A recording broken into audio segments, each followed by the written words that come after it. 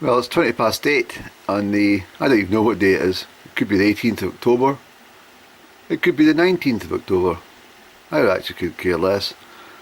It's lovely up here this morning. I'm at Ben Alder, Bothy, Ben Alder Cottage. It's a long time since I've been here. It's been about 10 years. But it's quite bleak.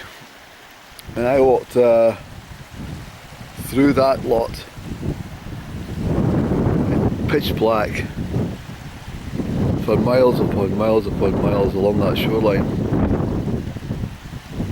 Sometimes I was on the shoreline, sometimes I was up in the woods, sometimes I was up in the moor. Any which way to get through.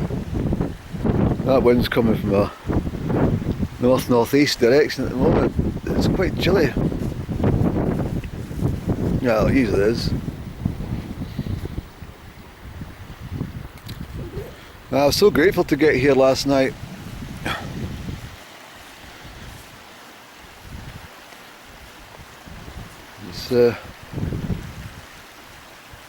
I must have walked across water to get over because I can't remember coming over water. Let me just check.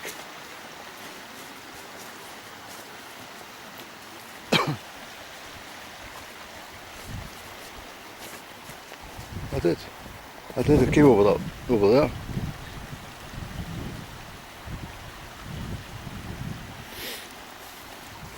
It's so dark. Yeah, I have. I wasn't up this end. I'm going over to that little bridge thing over there. I'm going to see if my tobacco's over there. Just as a chance. I'm going to put a jacket on though, it's pretty chilly.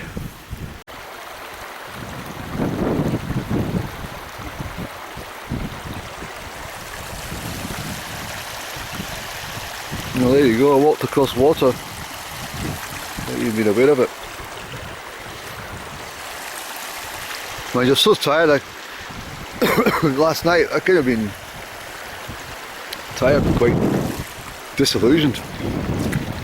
Not disillusioned, disorientated, Andrew is the word. Yeah, this is where you came up. So you definitely walked across that water. Without your tobacco. I'll give you a quick, it's still dark inside but the fire's on. Still.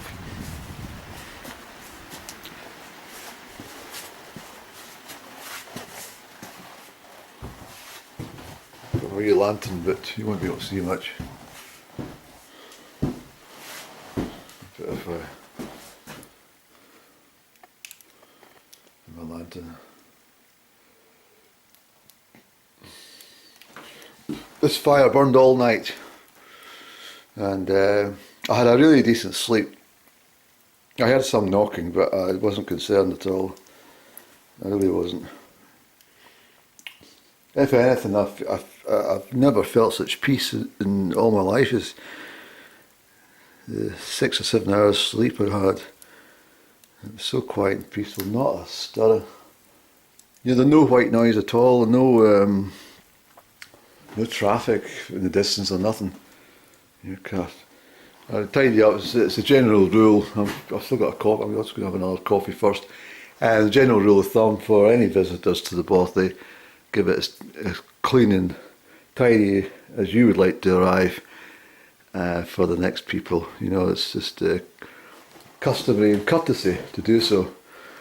So at least we'll left that fire, it'll be a bit cosier for somebody coming in. So I've got the jet well on. Great thing, the jet well. Do that last night. Cooks things instantly. Put coffee on. Just a quick show you through here to the lounge area. Another fireplace. And it's just a extra sleeping place, and this is one of the bunk beds. This is the bunk bed. You can't probably see it. Very dark.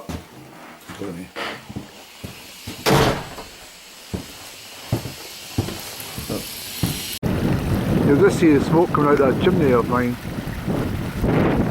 Left it on. Just go away to that bridge to see if the tobacco's there. I definitely walked through this water.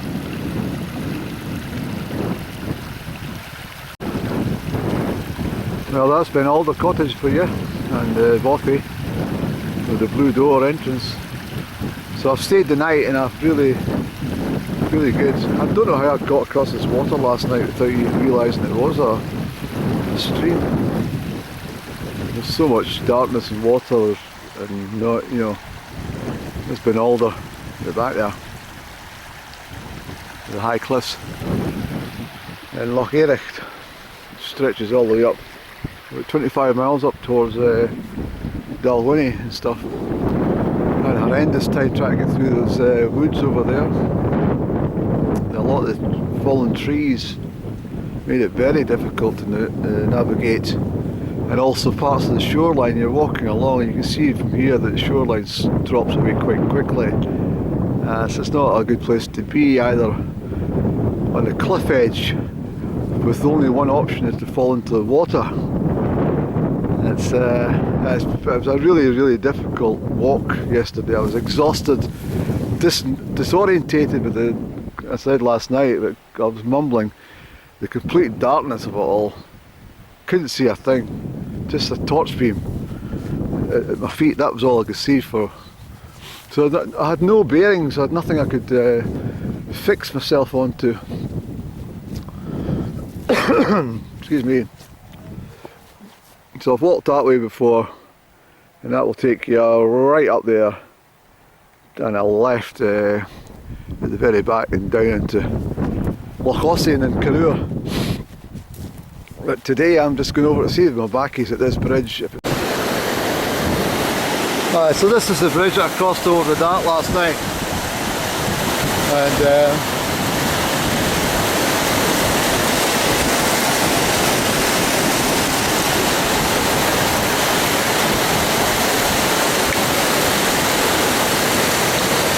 it goes a bit of an angle, eh? Well, the tobacco's not there, so on the other side, which I'd hoped for. And remember this part.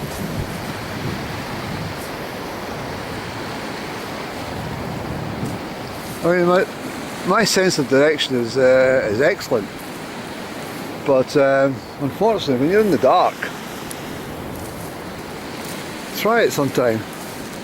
Have a wander about in your house with your lights off, or even in the back garden where there's no illumination at all on a moonless night. Well,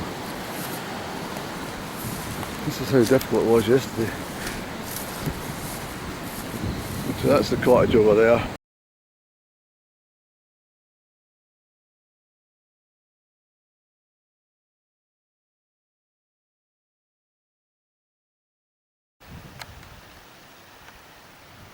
Okay, I just retraced what I think was my steps from last night. It was 11:15 when I arrived here last night, and I was fucking freezing.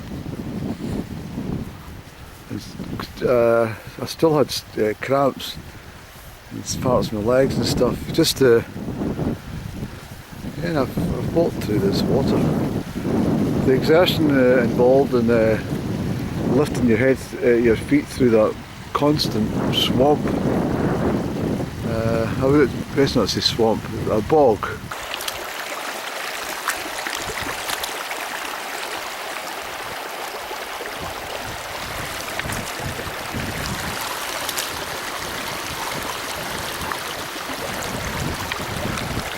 I can't remember doing this, Andrew. Sure you do.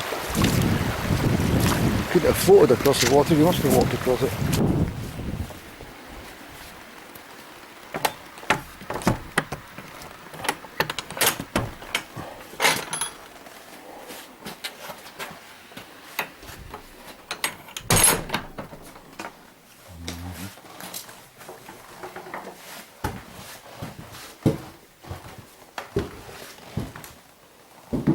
So I got all my gear packed up.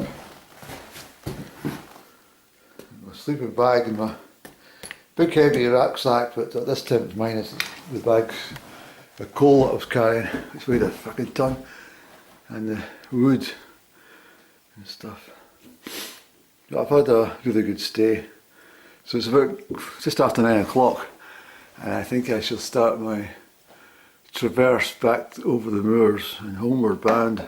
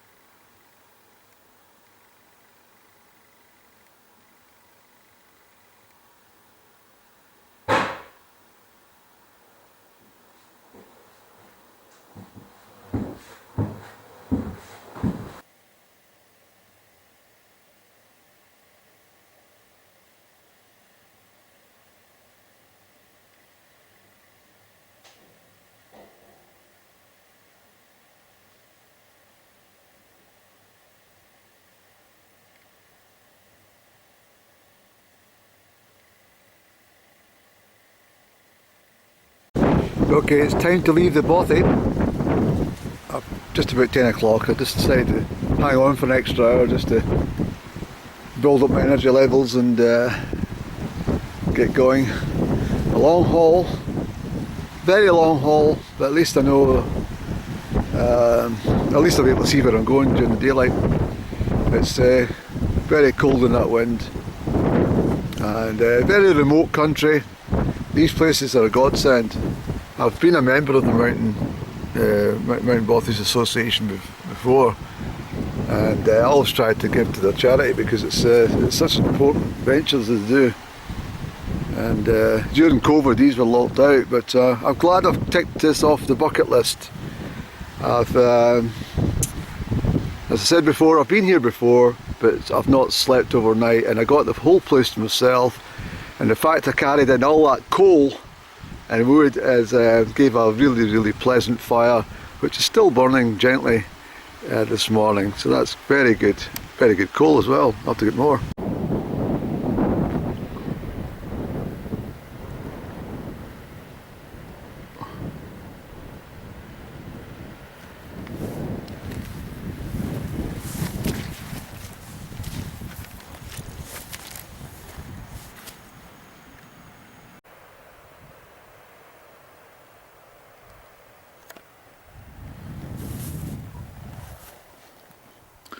Somewhere in that forest is my tobacco. I'm going this way. The waters have receded quite a bit. These were all running pools and stuff everywhere last night.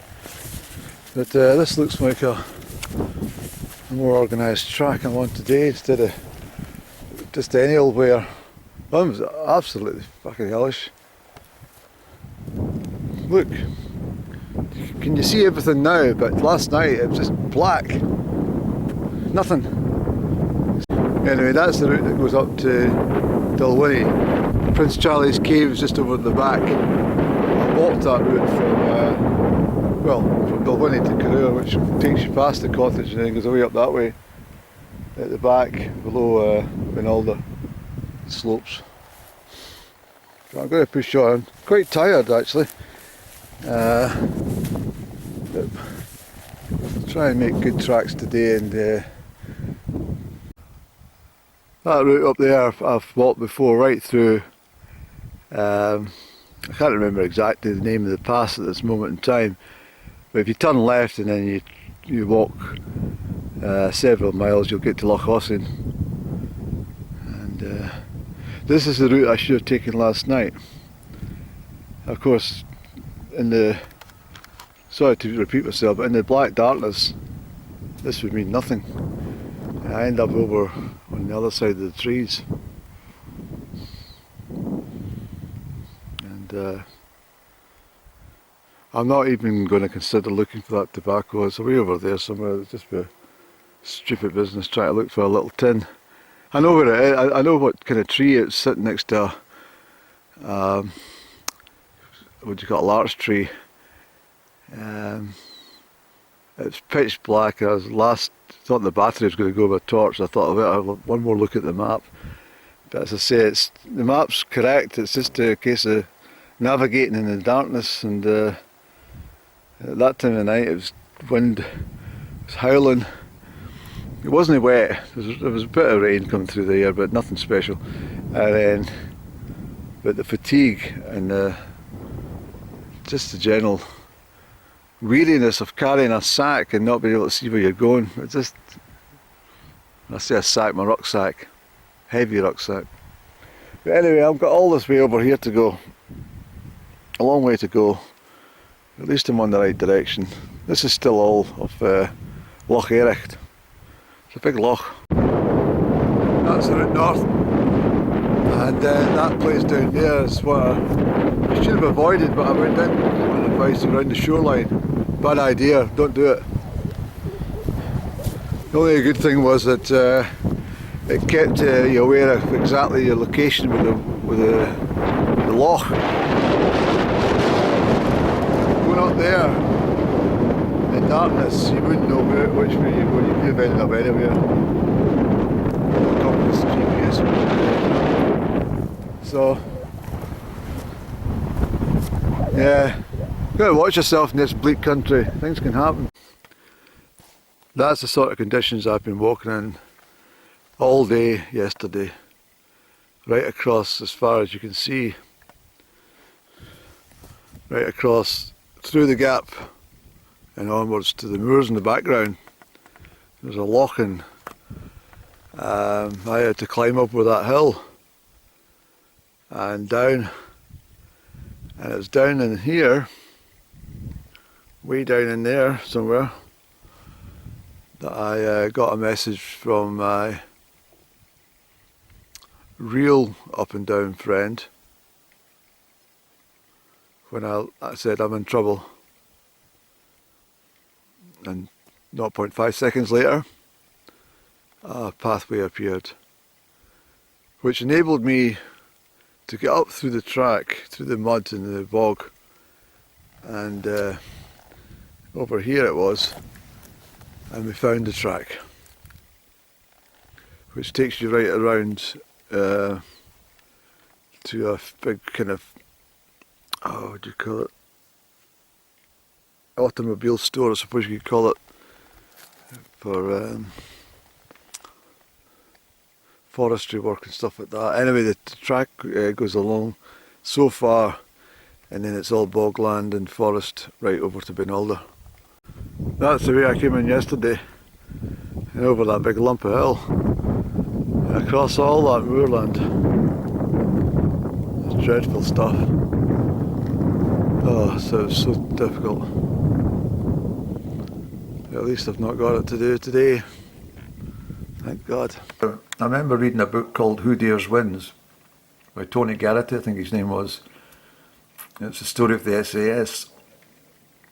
And I understand that the SAS, one of their tricks on the passing out was that if you could cross a certain amount of land in a given time, that was a sure pass.